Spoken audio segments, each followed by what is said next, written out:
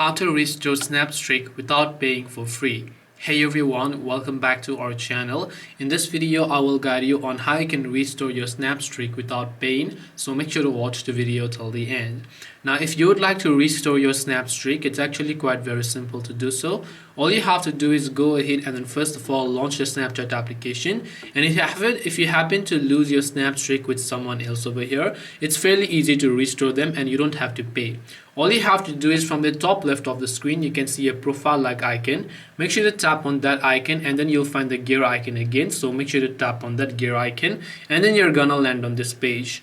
And once you land on this particular page, if you scroll down over here, under the support section, one of the options you'll find here is called I have lost my Snapstreak. So make sure to just tap on I've lost my Snapstreak option. And here you can see how do I restore my Snapstreaks, I'm having trouble and so on. So you can tap on how do I restore my Snapstreaks and then you can go ahead and do that, or you can select I'm having trouble and then you can also select how do I request and then just go ahead and then restore your Snapstreak in this way. This way you'll be able to restore your Snapstreak without paying. Hope this video was helpful. If you have got any questions, feel free to leave them down below. Thank you for watching till the end and see you soon in the next video.